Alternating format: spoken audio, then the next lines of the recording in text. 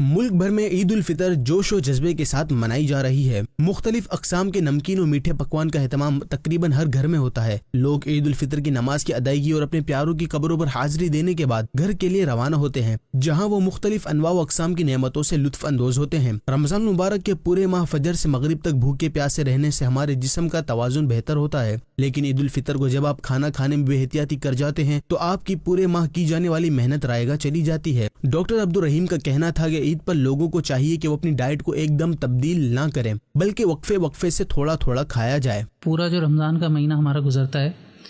اس میں ہم اپنے جسم کو ایک ایسی عادت میں ڈالتے ہیں جس سے ہم اپنی تمام چیزوں کو الائن کرنے کی کوشش کرتے ہیں۔ پھر 14-15 گھنٹے کا جو ہم نے ایک روزے کا ٹائم گزارنا ہوتا ہے، اس میں ہماری باڈی کے اندر جتنے بھی جو نقصان دہ جراثیم ہوتے ہیں وہ ہم ختم کر رہے ہوتے ہیں اور ہماری باڈی کو ہم ایک لیول کے اندر لا رہے ہوتے ہیں۔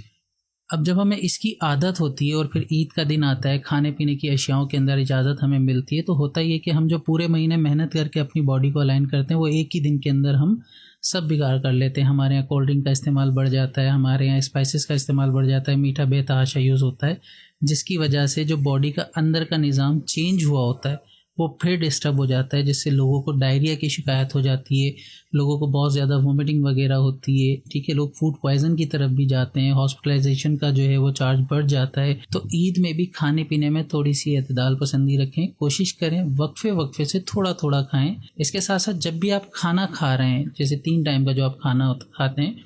اس کے بعد کوشش یہ کریں کہ 15 سے 20 منٹ میکسیمم 25 منٹ آپ واک لازمی کریں، تاکہ اس کا ہاضمہ بھی ساتھ کے ساتھ ہونا شروع ہو۔ عید کے روز جہاں ہر طرف خوشیاں ہی خوشیاں نظر آتی ہے، وہیں ہمیں چاہیے کہ ہمارے ارد گرد ایسے افراد کو بھی شامل حال رکھیں جو قسم پرسی کی زندگی گزار رہے ہوں۔ اپنے دسترخوان میں سے حسب توفیق جتنا ہو سکے ان کے گھروں پر بھی بھیجیں، تاکہ اس میٹھی عید کا وہ بھی صحیح لطف اٹھا سکیں۔ حضرت سیدنا جابر رضی اللہ عنہ سے روایت ہے، نبی کریم صلی اللہ علیہ وآلہ وسلم نے ارشاد فرمایا، مغفرت لازم کر دینے والی چیزوں میں سے بھوکے مسلمان کو کھانا کھلانا ہے۔